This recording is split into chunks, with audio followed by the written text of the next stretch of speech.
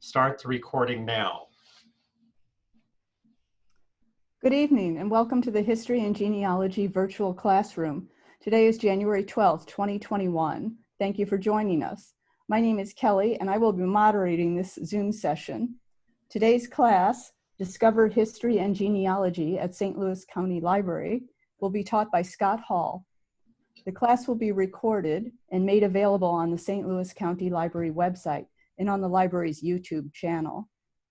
If you are viewing this Zoom webinar live, you are encouraged to type questions using Zoom's Q&A feature. The instructor will answer questions at the end of this session. I have put the link to the class handout in the chat. I will now turn this over to Scott Hall, and we will begin the class. Okay, welcome. And as Kelly mentioned, the link to the handout should be in the chat. There's also a link to our website on the library as part of the library's website. So let's go ahead and get started. So what this presentation will cover is I'm going to talk a little bit about who we are, where we are, and how we got here. I'll do an overview of what we have in the collection, an overview of our services. I will give you a short introduction to the History and Genealogy website, which I think you will find very helpful, and then talk a little bit about where we're going, our future. We do have plans for a new facility, and I will just touch on that a bit at the end of the presentation. So who are we, where are we, and how did we get here? So St. Louis County Library is a public tech-supported library.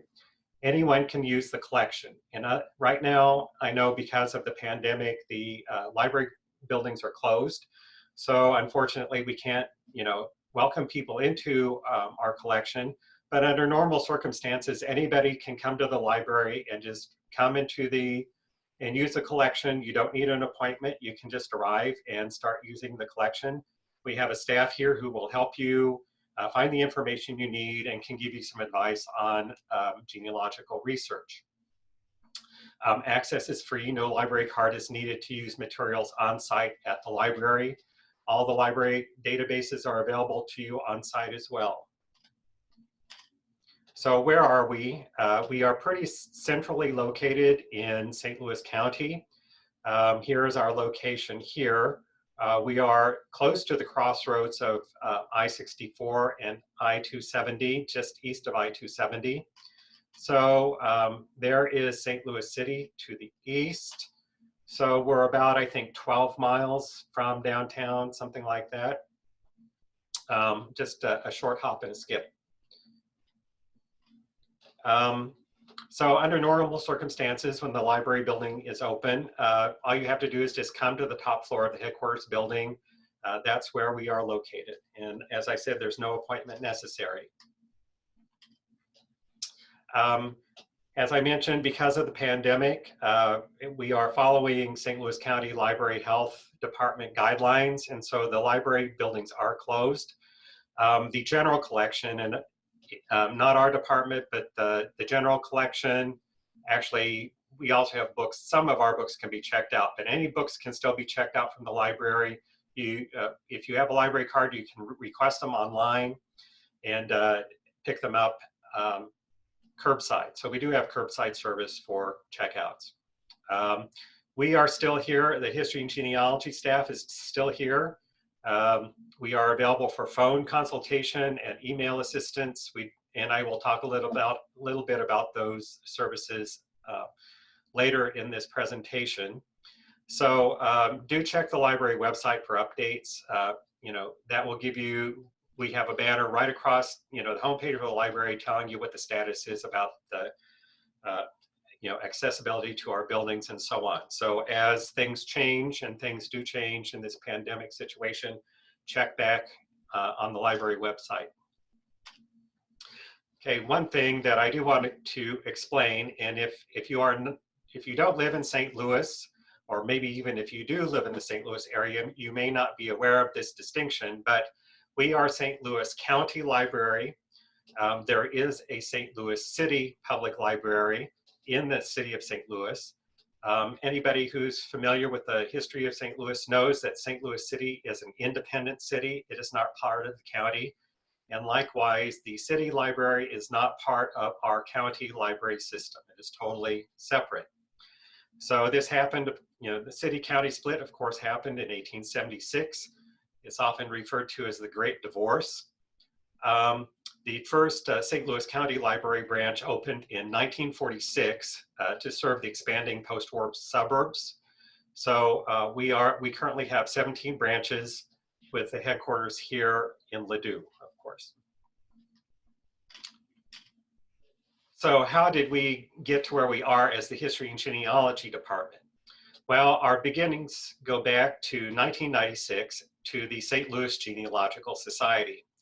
St. Louis Genealogical Society had its own library collection, and they needed a home for it. They had it located at their offices. They were in the process of being evicted from their offices, and or I'm sorry, that's not quite true. They had actually, the library collection was located at the library in University City. The library in University City is not part of our county system. It is an independent library, but the University City Library needed the space, and so basically asked the society to move their collection. So they needed a home for it, and they approached St. Louis County Library and said, hey, how would you like 20,000 genealogy books?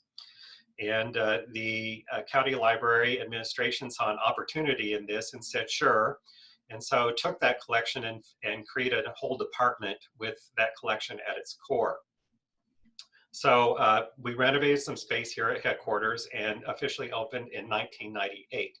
We originally called the Special Collections Department. We changed our name, I think in 2015, to the History and Genealogy Department.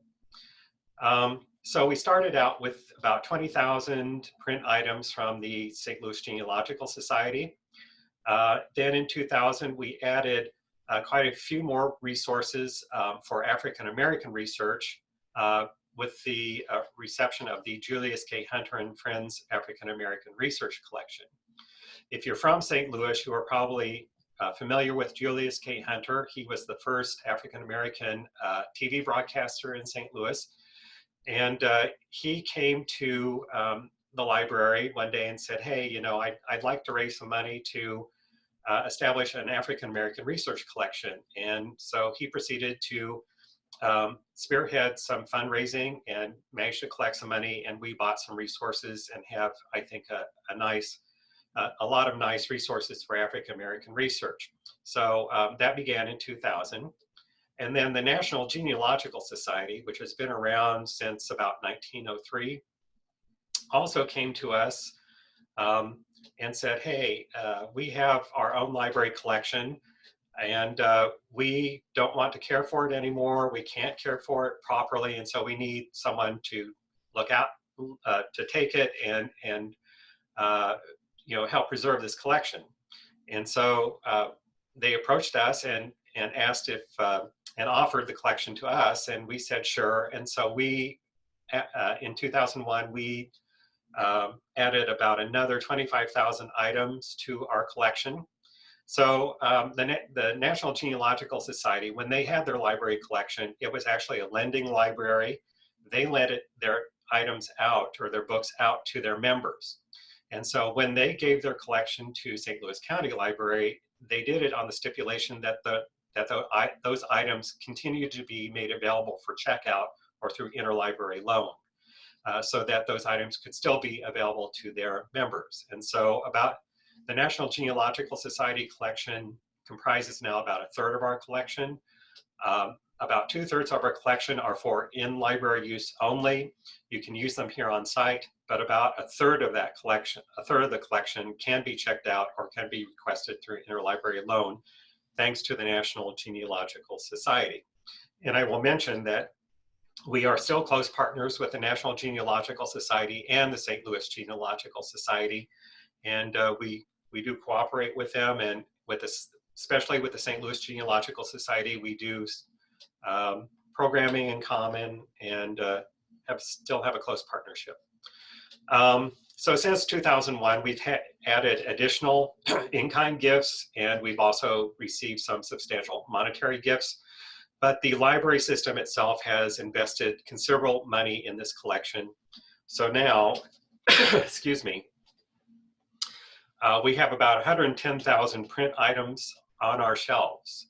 So we went from about 20,000 items in 1998 to about 110,000 items, actually more now. The focus of the collection is on published materials. We do not collect archival materials. We do not collect manuscripts, but we do collect published materials for genealogy, primarily books, periodicals, and microfilm collections, and of course we have databases. Our 110,000 books and periodicals are, just to give you an idea of what size that is, it's about 1,300 linear square feet of shelving. So if you were to put all of the shelves, all the library books in our collection end to end, it would be about 1,300 linear feet. Our collection is located on 3 floors. We take up 3 floors. 2 of those floors are open to the public. Our periodic collection is on a floor that is inaccessible to the public, but that's only because of space reasons. We just don't have enough space to put them out. That part of the collection is always open for use. It's just, you just need to request it. We also have a fairly large microfilm collection. We have about 40,000 microfilm reels. We also have maps and atlases, and of course, electronic databases. So what will you find in the collection? So in terms of subject, what can you research? I'm going to give you a little bit of overview about that. So our focus is on genealogy, but we also collect works on history, especially history as it supports genealogical research. Our philosophy is that in order to do genealogical research well, you really need to understand the historical context of your ancestors. We think that this, gives honor to your ancestors. It helps fill them out as, flesh and blood people. But also by understanding the historical context, it also often provides clues to sources to find other information.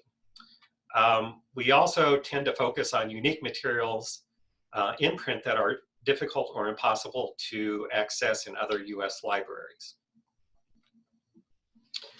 So we collect in print genealogical records published as transcriptions, abstracts, and indexes.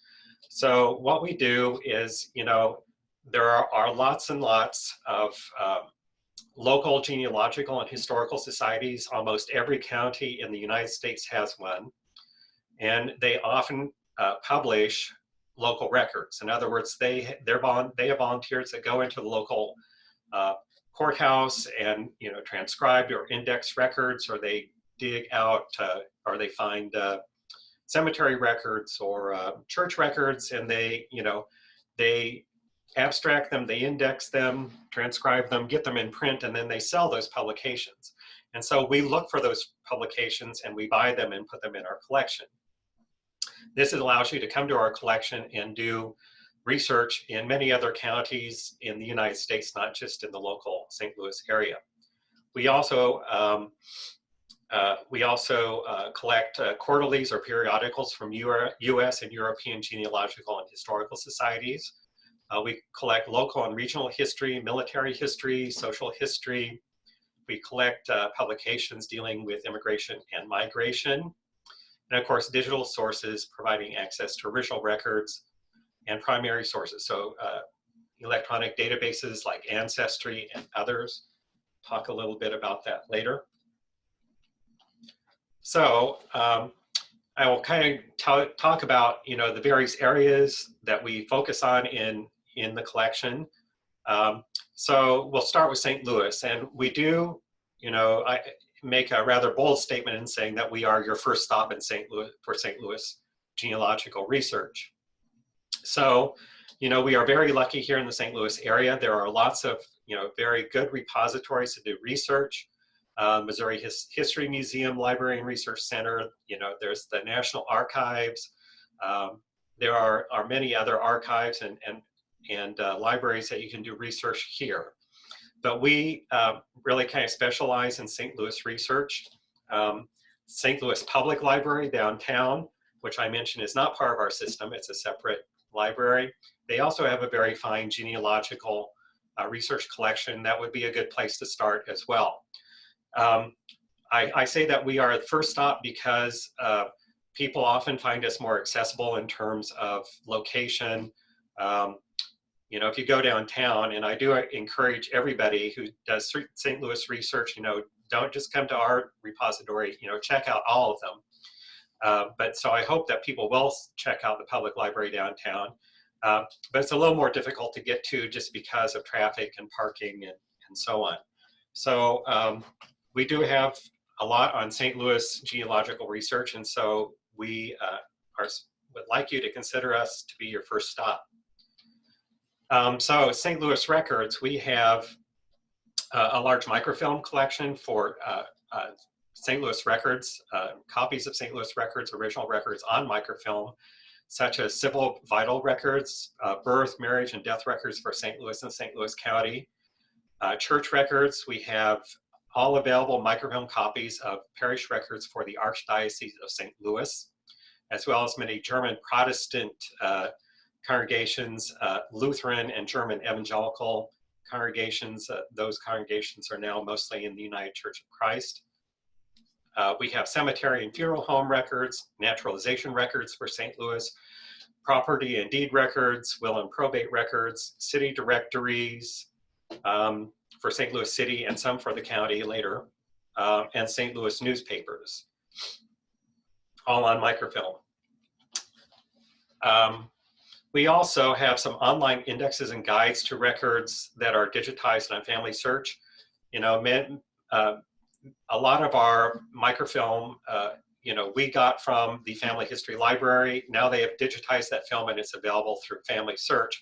But we have guides that will help you navigate those records, either if you're here at the library, or if you want to start your research at home, or if you're researching these online through Family Search.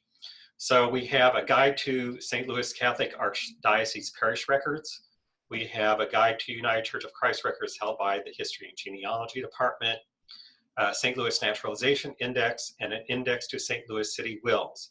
And links to these pages, these are on our website. Links to these pages should be in your handout. So we also have print resources as well. We have local histories for St. Louis suburban communities, histories of churches, organizations, and industries, city directories in print, and crisscross directories beginning in the 20th century, ward maps for the city of St. Louis, and property ownership maps are just some of the things we offer in print. Okay, moving beyond St. Louis, our focus beyond St. Louis is Missouri, of course, and then states east of the Mississippi and along the Mississippi, with emphasis on those states that form the migration trails into Missouri. We are also slowly expanding our coverage into the upper Midwestern states, such as Michigan and Wisconsin.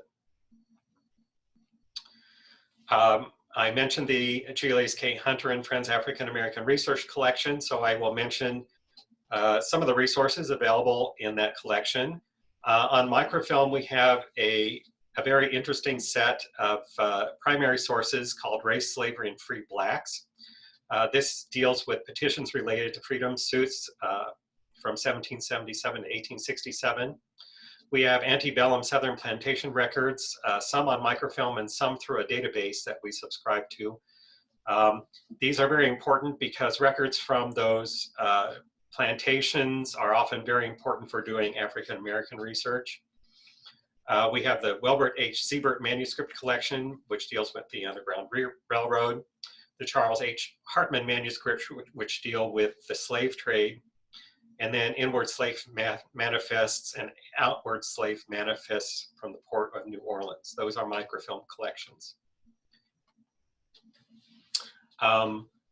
We also have compiled service records of volunteer Union soldiers who served with the U.S. colored troops, descriptive recruitment lists of volunteers for the United States colored troops for the state of Missouri, 1863 to 1865, Bureau of Refugees, Freedmen, and Abandoned Lands, and then Southern Claims Commission records, all on microfilm. We have also created some online guides and indexes to these microfilm sets. So I have a few of them here, and these should also be linked in your handout. So we have Civil War slave compensation claims and compiled military service records of U.S. colored troops. That's an index.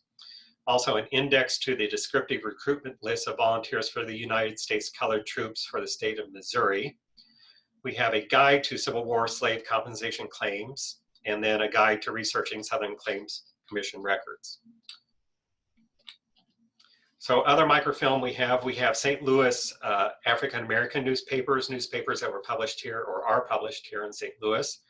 And then we also have cemetery records for some African-American cemeteries such as Washington Cemetery and Father Dixon Cemetery.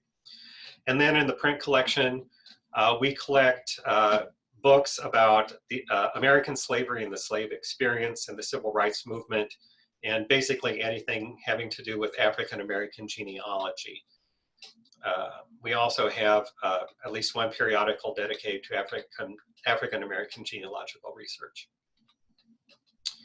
Okay, we also collect materials for French North American research. And of course, if you have colonial St. Louis, or if you have St. Louis ancestors that go back to the colonial period, it's very possible that you have, French ancestry, because of course St. Louis was part of French territory before the United States purchased the Louisiana territory. And so French North America or French Canadian records are important for this French colonial research, because usually it all leads back to French Canada. But some of the things we have Kaskaskia manuscripts on microfilm. Those are records that deal with the French country in Illinois in colonial times. Land records relating to French and Spanish land claims in Missouri. That's an online guide that we have on our website. We have a print collection, and I'm not going to try to pronounce that because my French is terrible. But it is basically transcriptions to baptism and marriage and death records from French Canadian churches. Genealogical dictionaries. We have transcribed church records pertaining to French settlements, and books featuring the history and experience of French-speaking groups in North America. We also have some periodicals related to French North American research. Okay, moving on to Britain. I mean, we have US, French Canadian, but we also expand our reach into European countries and Britain. So if you are doing English, if you have English ancestry, then we have the Victoria History of Counties of England in print. This is an important set for doing English research.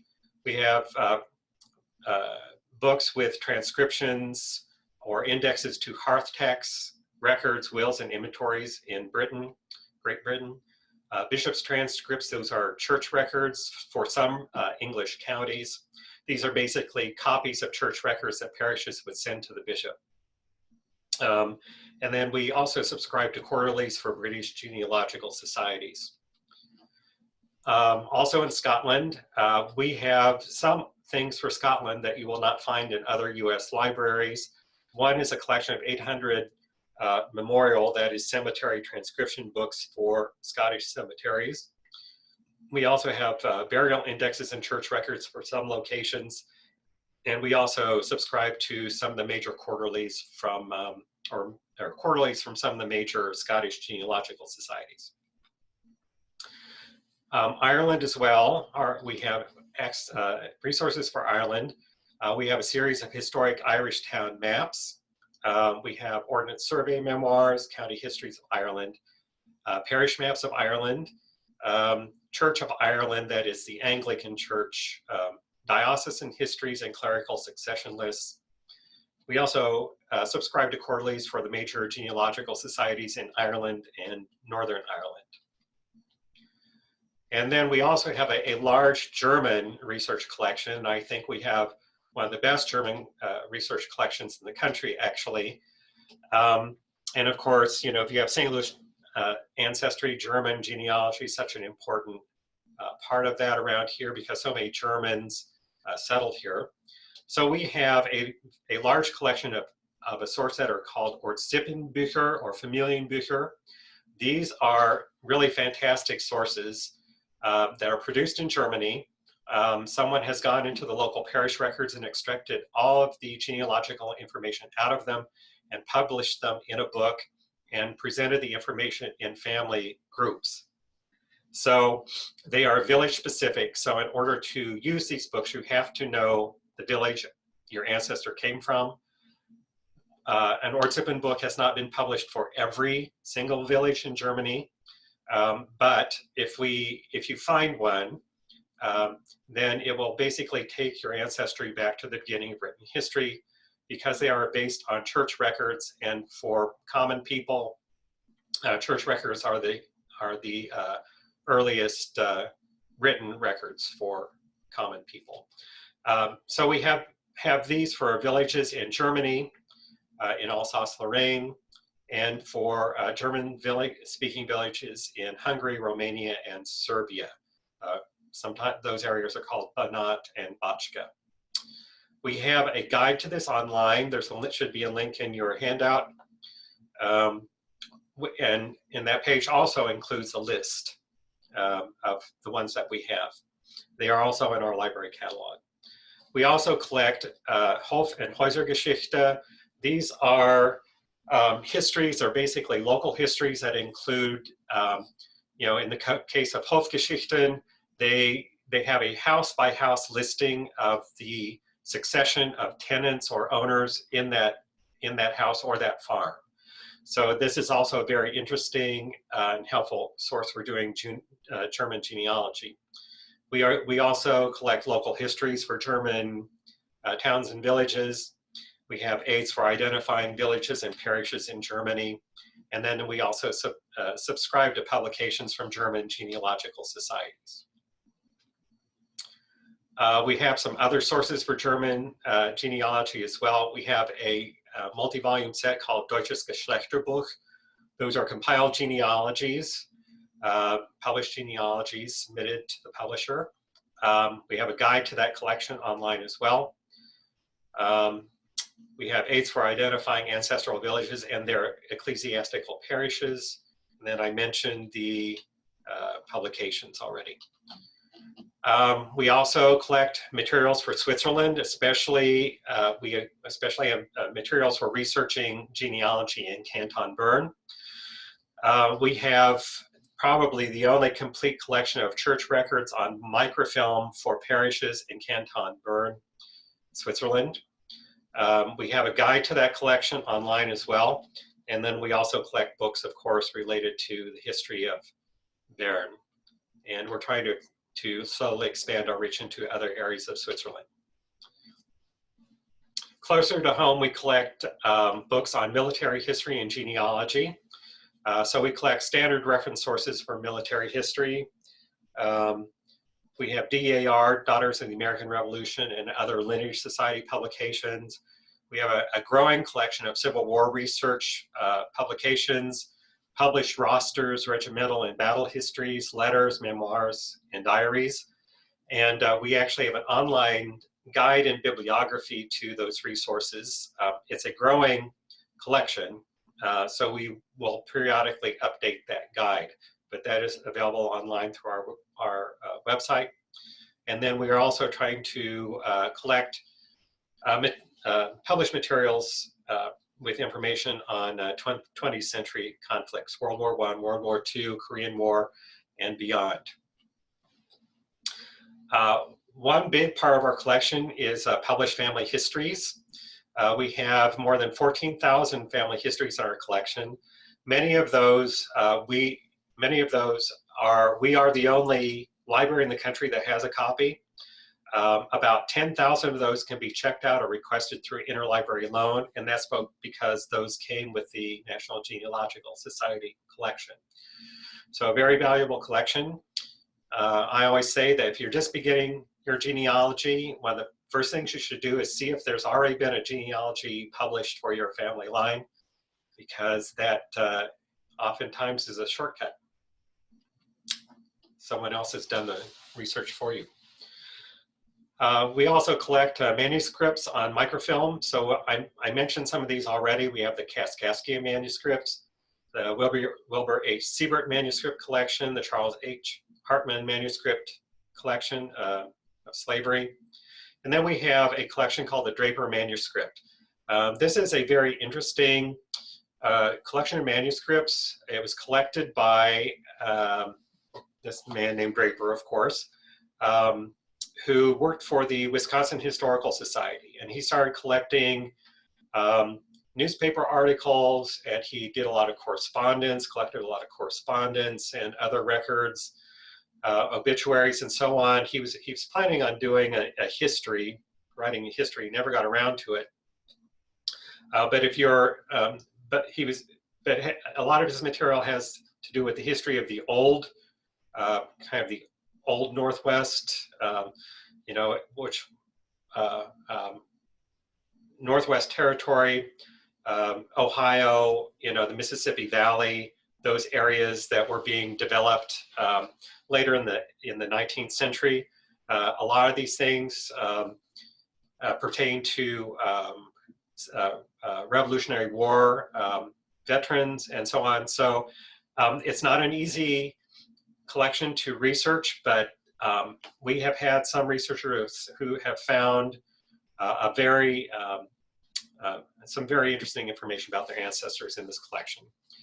We also have the John Dabney Shane manuscript collection. John Dabney Shane was a Presbyterian minister and was collecting some of the same kinds of things, but his collection also has some records from Presbyterian churches. We have some online guides to these collections, so if you're interested in finding out more about that, then you should check those out. Okay, I mentioned electronic databases, and so I'll just talk a little bit about those. We have genealogical databases that are common in most libraries that have genealogical collections. So, we have the common ones, like we have Ancestry Library Collection, Heritage Quest, Find My Past, those kinds of things. We also have newspapers.com. We have access to the Archeon database. This is a database produced in Germany. It's a collaboration of Protestant church archives, and it gives you access to many Protestant church records in Germany. We have History Geo, which gives you access to land ownership maps, fire insurance maps online from Missouri and Illinois. We have a database called History Vault Southern Life and Slavery and the Civil War. This is the one that includes the Southern Plantation records.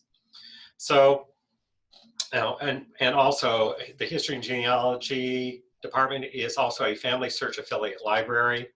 So if you know about Family Search, you know that there are different levels of access to their records. There's the basic access that, if you are at home and you have an account and you sign on to your account at home, you have access to a certain number of records. Then at an affiliate library, there are some records that are locked, but at the affiliate library, some of those records are unlocked. And so if you come to our library, for example, you have more access to those Family Search records. And then there are some that are restricted to members of the Church of Jesus Christ of Latter-day Saints, or are only available in family history centers. So those you won't have access to here, but we do have the ones available that are available to the affiliate library. I will also mention at this point that some of our databases can only be used in the library. That's restricted by the vendor. It's not a library rule, it's the vendor's rule. Some of those have been made available remotely with a library card during the pandemic. For instance, Ancestry Library Edition is available by logging in through the library website with your library card until at least March 31st, 2021.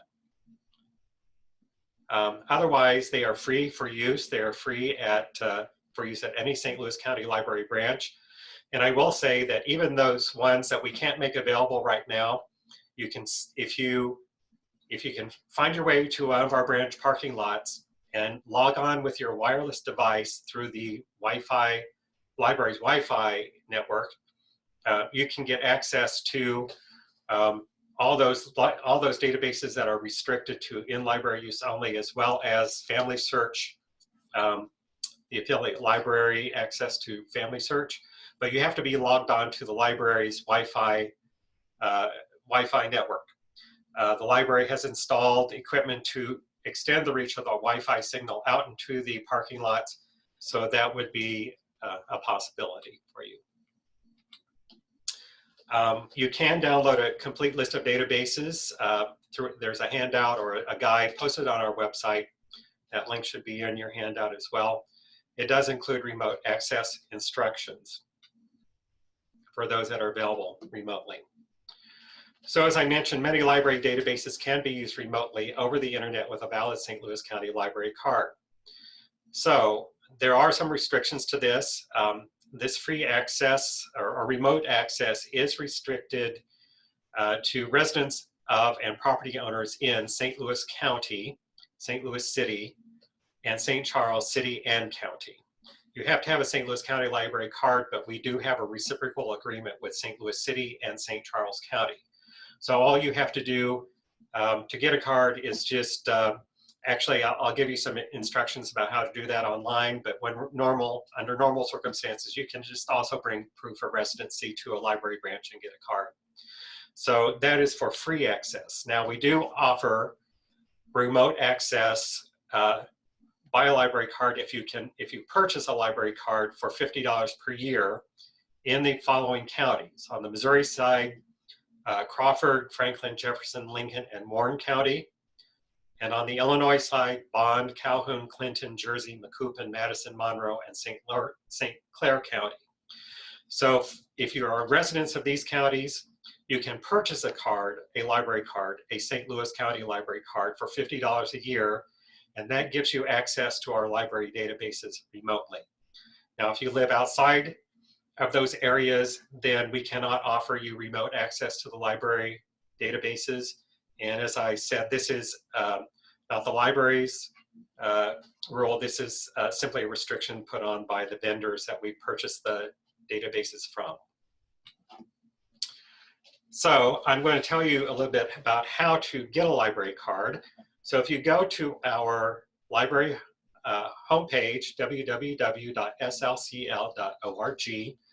there up at the top where you see that little red triangle is a tab called Using the Library. If you hover over that, you will get a drop-down menu, and then below that on the left side you will see a link that says Library Cards. Click on that link. This is a close-up of that menu, and you will get a page that looks like this. This has information about obtaining a library card and also a link to an online application. You can apply for a card online, and during the pandemic, once you apply, I think if you meet the residency requirements, then you can immediately get free access to the databases. And there's the link to the application. Okay, I had mentioned the National Genealogical Society book loan collection, and I just want to explain or give you more information about that. As I mentioned, we received this in 2001. It contains now more than 27,000 print items, including more than 10,000 family histories. So this includes the things that I've talked about before. It contains state, county, and local histories, cemetery records, church, court, land records, marriage and estate record, abstracts, and indexes in published form. These are books. Also periodicals. The collection is very strong in eastern states and New England. And any book in the collection can be checked out with a St. Louis County library card or requested through Interlibrary Loan if you live outside the St. Louis area. We did have a limit to 2 books, but that no longer applies. I need to update that slide. So how do you find this collection? And so I'm going to talk a little bit about the library catalog. So we're back at the library homepage, and back up at the top, there's a tab that is labeled Books, E-Media, and More. So if you hover over that, this drop-down menu appears, and there is a link there on the left to the catalog. There's a close-up to that link. Click that, and you get a page like this. So down here below the search box is under the label History and Genealogy, there is a link that will filter the catalog results to the National Genealogical Society collection. So if you click that link, it will actually filter out the results and only list those that are in the NGS collection. Of course, you would have to browse through more than 20,000 items, so maybe you don't want to do that. So the better way to do that is to search for what you're looking for. The NGS collection is all integrated in the History and Genealogy collection, which is integrated into the entire library collection.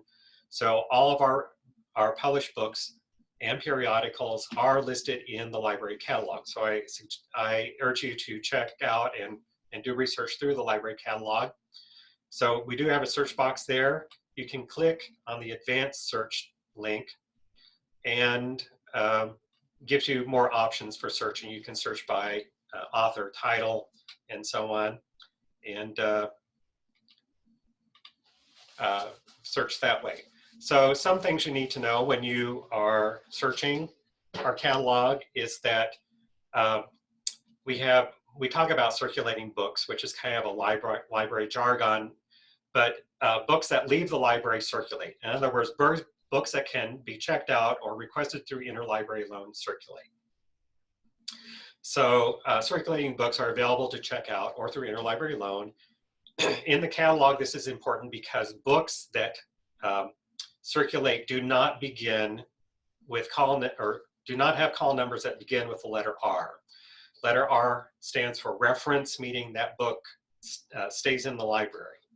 If you find a book in our catalog with a call number that does not begin with R, then that book can be checked out. So let's look at an example.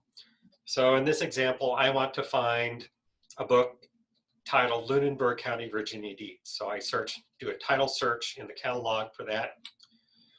And when I get the results, I get 2 items.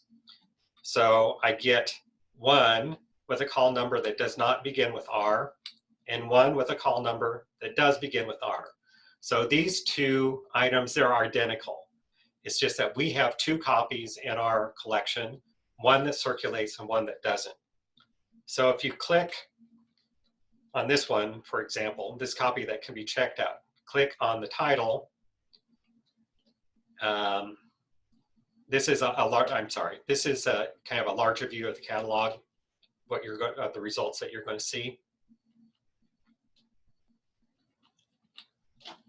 Sorry, duplicated slides here.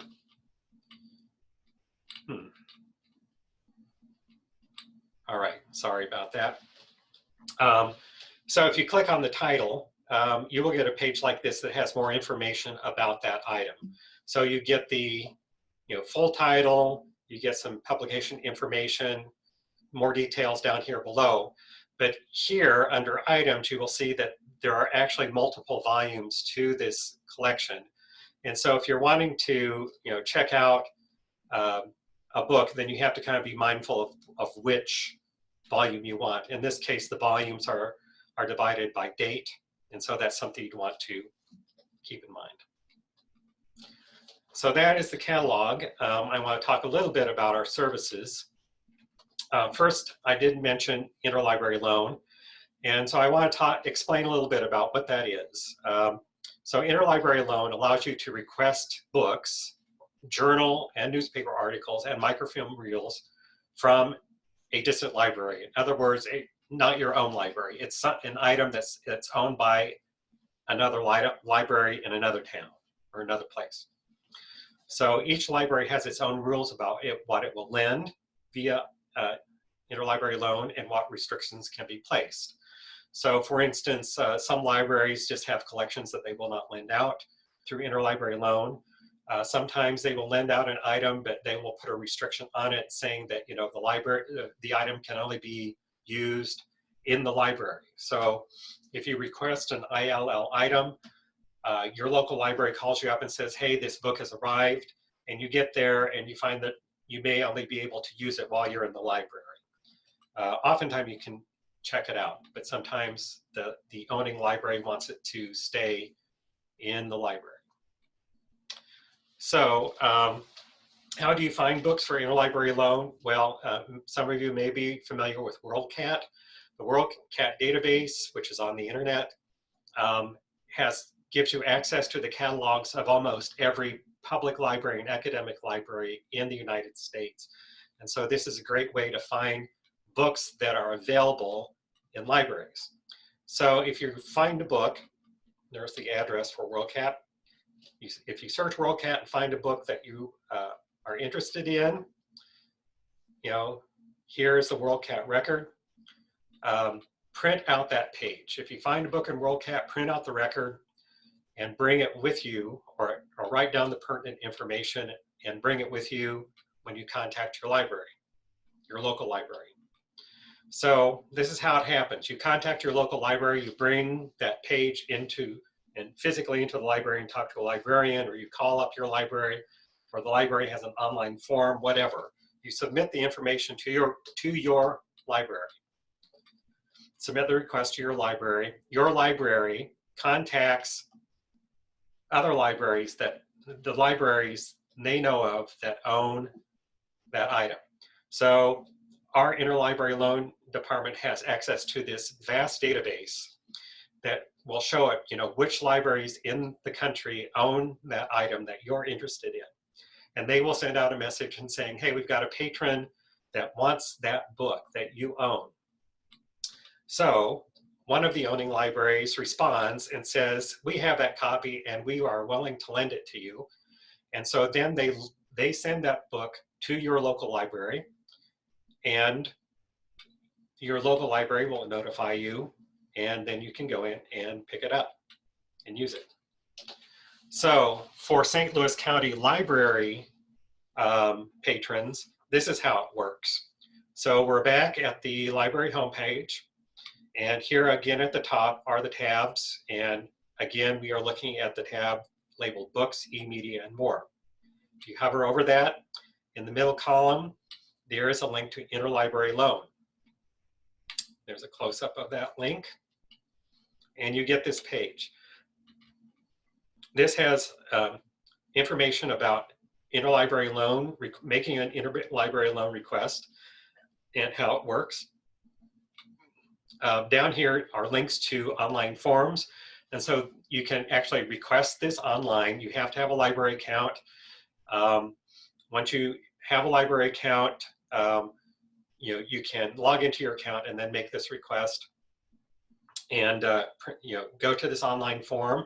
Just fill out the form and then submit it. So there are different forms depending on the format of the item you're requesting. For instance, is it printed material? Is it a book? Is it an audiobook or music, which we don't lend out here, DVDs, so on, journal, article, or newspaper requests. So this is one thing that many people who have used Interlibrary Loan aren't aware of, that many people think of Interlibrary Loan as, I'm requesting a book, a physical book from another library, when actually you can put in a request for like an article out of a newspaper or a journal. So for instance, if you're looking for an obituary, and in a newspaper, you've looked online, the newspaper isn't available online, it's not on newspapers.com, it's not on Ancestry, you can't find it just searching the internet, but you find that there's a library someplace that has either physical copies or microfilm copies of this newspaper that you're interested in, and you need an obituary out of that newspaper. You can actually submit a request, an Interlibrary Loan request for a newspaper article or obituary. All you have to do is just give them the information, and the library that has that newspaper can look it up, make a photocopy, and send it back, and you can pick it up here at the library.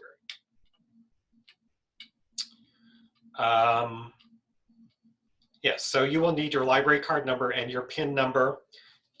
So you have to have a library account. If you have a library card and have not set up your account, you will need to do that. We have a customer service department that can help walk you through that. So please, feel free to give them a call, and they will help you. If you have a library account, but you don't know if you've never set up your PIN number, the default is 1234. But I encourage you to change it once you get into your account. So because right now our library building is closed, we are not accepting interlibrary loan requests for microfilm or in-library use only items, because there's just no way for you to come in and use them at this point. Once we reopen, you'll be able to do that again. Okay, moving on, we do have a lookup service. Our staff will do lookups and scan information from index sources in print and microfilm. So for instance, we have online indexes, like we have a naturalization index. If you find a record, for an ancestor listed in that index, just send us the information. We will copy that record, send it to you by email for free. We also have some obituary indexes on our website. If you find something in that index that you want a copy of, we can send that to you. Or, if we have a book that's indexed, we can send you the index pages. You can look up your person in the index, or we can look up that person in the index for you and then send you the pages that apply. So there are different ways you can use this. We do have a limit of 3 lookups per request. We don't do general research. We really only do lookups, specific lookups for specific information. We have stretched that a little bit because of the pandemic and because the library is closed. We still don't do general research, but we will sometimes do a little more searching than we normally would in order to find the information for you. So we do have an online form for that, which I will point out here in a bit. We can also scan up to 30 pages from one book or one article from a journal issue. So why that limit? We do that, in order to abide by copyright law. We cannot scan a whole book. That's just a violation of copyright law. We cannot scan a whole journal issue, but we can scan part of it. And so this is why, if you're looking for something in a book, you may want to request the table of contents and index pages first. And then once you get those, you can look those over and then submit a request for the pages that you want. We also can give you assistance over the phone. We are here during during phone hours. We have cut back our hours during the pandemic, during the library closure, but we do answer the phones between 9 a.m. and 6 p.m. Monday through Thursday, and between 9 and 5 p.m. on Friday and Saturday. So you are welcome to call during those times. We usually have, we have staff here. Sometimes we're not able to get to the phone, so just leave a voicemail message and we will get back to you as soon as possible, usually the same day. It just happens that we're off the floor or we're busy helping another patron when you call. So do keep that in mind. So, if you just have a question, a quick question, or, you just need a little bit of advice or whatever, or you need to know if we have something, we are happy to help you as much as we can over the phone. For more extensive research help, we do have a book a genealogist service. So this is not for beginning research. This is for, if you've been doing research for a while and you just get to that brick wall and you just can't, you've exhausted all your ideas and you need some help, thinking about where you might go next, or resources you might use, or resources you haven't thought of, or maybe you're trying to research a specific research problem, and you don't quite know about how to do it, then we can, maybe help you develop a research plan. It's that kind of thing.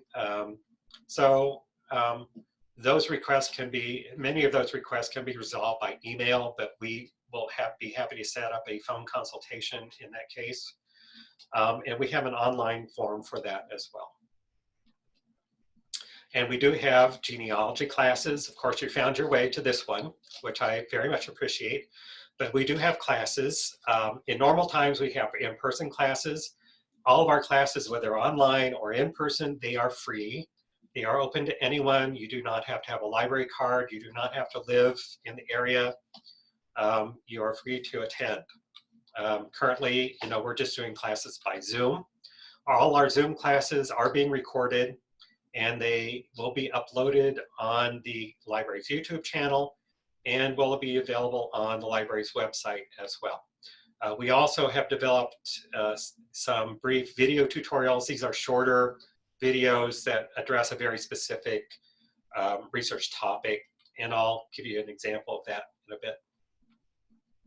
We also produce a monthly newsletter called Passports. This is absolutely free. Again, you don't have to have a library card. They are posted. Current and past issues are posted on our website. You can just go there anytime and download the issues. You can also subscribe to it. If you subscribe to it, then when a new issue comes out, you will receive an email with a link to that issue. We don't, it's absolutely free of charge. So our focus in our newsletter is we try to have articles that discuss and give you tips for either using a resource that we have in our department or for researching something that you can research in our department. And we have found that people find this newsletter very helpful, so I hope you will check it out. And we do try to provide some good quality content. We also have lists of our classes, upcoming classes, and department news and library news and those other kinds of things too. So let's take a look at our website. I say our website. We have the History and Genealogy Department has a portion of the library's overall website. We don't actually have our separate website. But to get there, we are back at the library's homepage with the tabs across the top. There is a tab labeled Research. So if you hover over that, you will see a link to the History and Genealogy Department and then all of the links associated with that below there. But if you click on that first link, you go to our History and Genealogy main page, which looks something like this. If you back out of that, so if you saw the whole page, it would look something like this. So I'm going to cover this area, which is there at the left, and this blue box is a list of links. I'm going to go through some of those. There are a couple of main links here that I'm going to talk about. I'm going to talk about this search box, a little bit about this passports page, and then a little bit about how you find the classes and events. So let's start with the menu list. So I mentioned the Book of Genealogist form. So if you go to that list and click on that Book of Genealogist page, you will get a form. Just fill out the information and we will get back to you. The next link down, we do have some genealogical forms. We have a 4-generation chart, family group sheet, and then another chart on there. You can download. These are PDFs. Feel free to download them if you need those. And I'm not going to go through all these. This is one that's very important. We have lots of pages on our website. I've mentioned, indexes and guides, and these links to these pages you will find under this main link called Indexes and Finding Aids. So if you click on that link, you will get an associated page with a list of links. So let's take a look at that. So there is this search box, which is also on our main page, and I'm going to talk about that in a bit. But below that are links, and we try to we try to kind of tag our pages by topic. And so, for instance, previously I mentioned that we have a guide to Canton Bern, Switzerland church records.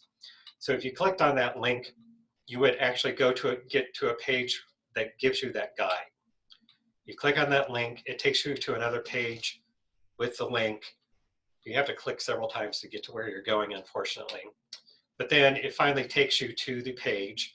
It's got some introduction, and then it's got a link to a PDF that you can actually download that has the actual guide. So that's kind of how this works. If you click that link, you get the PDF. It looks like this. So then let's go back to the menu, and down there we have one called Lookup Requests. As I mentioned, we have a lookup service. You know, you can send us an email. We really request that you use this lookup request. It helps us out. It puts your request in the queue so that we can answer them in the order that we receive them. And it helps sort of guide you to give us the information that we need in order to do the lookup. So like I said, you know, you can submit up to 3 requests or 3 lookups per request.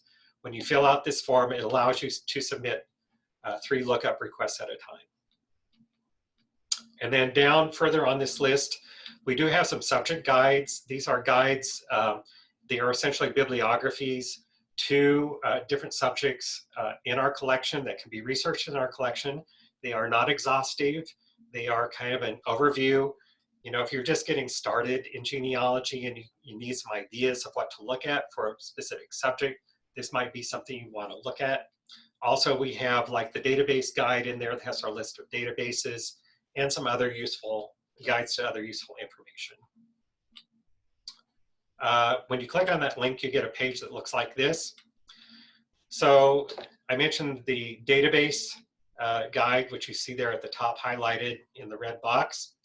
And then we have like guides to different states that you might be interested in. If you click a link on the guide for Arkansas, for example, you get a PDF that looks something like this. It just has the title and the call number. Okay, moving down on that, back at that menu list and moving down, I mentioned that we do have some tutorials. And if you click at on that link, you get a list of videos with very short tutorials, about 10 to 15 minutes apiece. These might be helpful to you. We do have one that I will highlight is, you know, I mentioned that we have microfilm copies of parish records for the Archdiocese of St. Louis. Those records have been digitized. They are now on Family Search as well. You can send us a lookup request. We'd be happy to look up, you know, a baptismal record or whatever in those records and send that back to you. If you want to research them on Family Search, we have a tutorial that tells you how to do that using our guide that we put together and then going to Family Search and finding the church that you're looking for and then the records for that church. And then finally, we have our virtual classroom. This is where we have all of our class recordings. So eventually this presentation, the recording for this presentation will be put up on this page. If you want to go back and look at it again, you know, but I encourage you to go and look at the other classes that we have already recorded and made available for you. They're there and absolutely free to look at when you have time. Okay, so let's go back to our page and let's look at these 2 items. So these are links. We kind of distilled out of all of our pages the ones that pertain to St. Louis research. So if you click on that, you get this resulting page, and it basically is links to other pages in our website that have our guides, our indexes, whatever that deal specifically with St. Louis. So if you are doing St. Louis research and you want to see what's on our website for doing St. Louis research, this would be a good place to start. And then we have another link beside that titled Online Research. This is the links to our databases. It's a list of our databases. It has descriptions on our databases. It also will let you know if they're available remotely or only in the library or not. If you, all you have to do is go there, click on the link. For the ones that are available remotely, click on the title and it will take you to the login page. Okay, back to our History and Genealogy main page. And we do have a search box called Genealogy Search. So in that box, you can enter a name or keyword and the results will return links to pages where that word is found. So if you're looking for a specific name, this will not work because the words or phrase, all the words have to appear together. And you know, most of our pages, our indexes and so on are in tables, and so it just doesn't work. But if you put a surname in, that should work, or any other keyword. So for instance, one of my favorite German names to search on is Shaper Cutter because it's pretty unique. And so we're going to do a search on Shaper Cutter. I search in that, using that search box, and I get results, a list of links to pages within our website that contain that name. So if I'm researching Shaper Cutter, in this case, you know, it looks like there are records at, there's a reference to, in an index that we have, to a history of St. Peter's Lutheran Church in St. Louis. Looks like it's mentioned in an index to Emmanuel Church records, baptisms. Also, we have an obituary index to the Vesica Post, which was a German language daily published here in St. Louis. Looks like there's some obituaries for people with that surname, and so on. So that just shows you, gives you an example of how that works. Back to our main history and genealogy page. Yeah, passports. So I mentioned our newsletter passports. So if you click on the link in this box, that's the close-up of that box. If you click the read more link, it takes you to our passports page. So all of our issues, past and present, are posted on this page. So there at the top, you will have, there's a drop-down menu. You can go to the different years that we've published. We have been publishing since 2008. And then links to the individual issues will appear below that. So click on that link and you will be able to download a PDF of that issue. Then down below that is a box where you can subscribe. The box is labeled Get Email Updates. You will enter your email address and click subscribe. You will be taken to a page that has a list of all the possible library newsletters that you can subscribe to. So make sure that you only click the ones that you want and submit that page and you'll be subscribed. And our passports newsletter is included in that. Okay, back to our main page. At the very bottom of our main page is will appear a list of upcoming classes. So if you look there and you're interested in registering for a class, you can register right there by clicking on the link. Or if you want to search or can go farther out, go back up to the top of the page where these tabs are again. There's a tab called Events. Click on that and you can, there's a search form. You can limit, you can filter it by, oh, I'm sorry. This is the links at the bottom of the page. Yeah, these are the links at the bottom of the page. You can also get to our class listings by clicking on the Events tab at the top of the page. When you do click on the link, you'll be taken to a registration form. All you have to do is fill out your information and you'll be registered and you should receive an email confirmation. And this is the Events and Classes tab that I mentioned at the top of the page. When you click on that, you'll be taken to a search form. You'll want to, if you're just interested in the genealogy programs, you'll want to click in that event type box. That will give you a drop-down menu. Click on genealogy programs and then click apply. And that will filter out the list so you only see the genealogy programs. Okay, and then just briefly, We have, over the years, had plans to build a new facility for our collection. Most recently, we had plans to for a new building just about 3/4 of a mile away from our headquarters building where we are now in the suburb of Frontenac. There was to be a new building that included administrative offices and then kind of back-end services that serve the whole system, like our cataloging department and the people who put all the labels on the books and so on.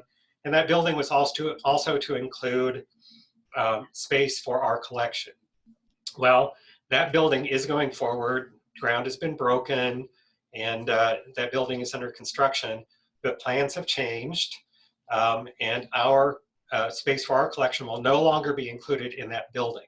So instead, the headquarters building where we're located now is scheduled to be replaced in a few years. We don't have a timeline for that yet, but when that building is replaced, the building will be raised and completely built from new.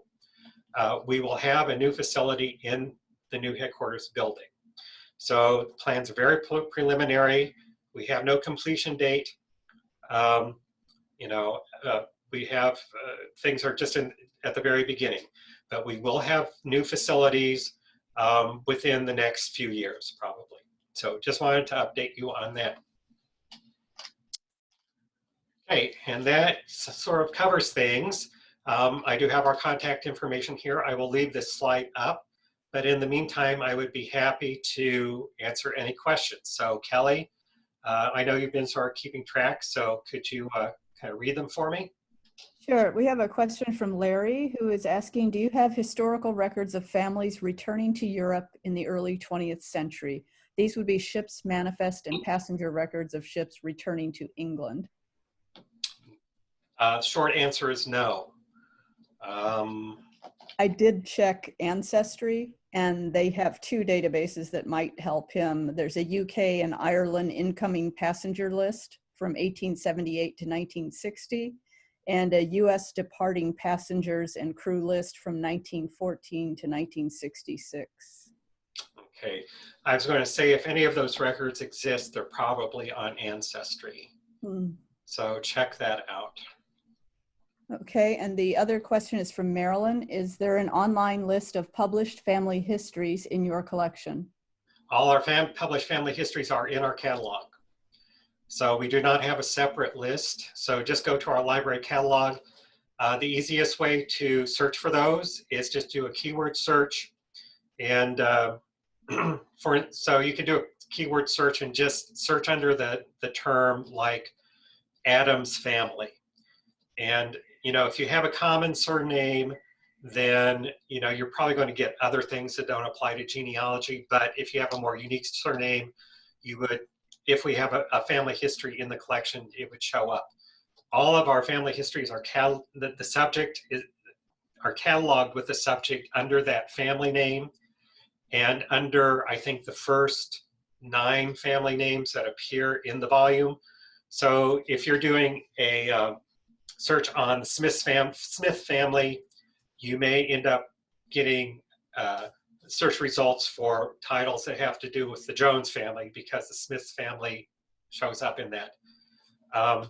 Alternatively, you can do the advanced search and search under subject and then try again for like Smith family if you have a common name. If you need help with that, please give us a call. We'll help guide you through that. Or we can help search for you, whatever. But we do not have a separate list, so please try our catalog. Yeah, does anyone have any more questions? I did see something in the chat here. The family search databases that are available through our library would have to be accessed on the library's Wi-Fi. That is correct. Which would be done from any of the branches parking lots. Yes. Oh, Kelly, did you put that in there? I did. Oh, okay, good. I was going to say, this sounds very familiar. But yes, and many of those databases are available from home, but when you're searching the records from home, sometimes you'll click on a link in the catalog to microfilm title that's been digitized, and it will have an icon with a lock on it, which means that those records are restricted and you'll have to either go to an affiliate library. They might be available at an affiliate library, or you may have to go to a family history center to get access to those. So are there any other questions or comments? Okay, I think if not, then we'll go ahead and we will go ahead and end this session. So Kelly, why don't you go ahead and wrap us up? Okay. Well, thank you all for joining us today. We hope you enjoyed the class and found the information to be useful. If you have further questions or comments, please feel free to contact History and Genealogy at 314-994-3300 or by email at genealogy@slcl.org. If you're watching this live, I remind you that this class has been recorded and will be made available on the library's website at www.slcl.org/genealogy and the library's YouTube channel. If you're watching this on YouTube, we invite you to like this video and post a comment below. This ends the Zoom session. Have a good evening. All right. Thank you again, everybody.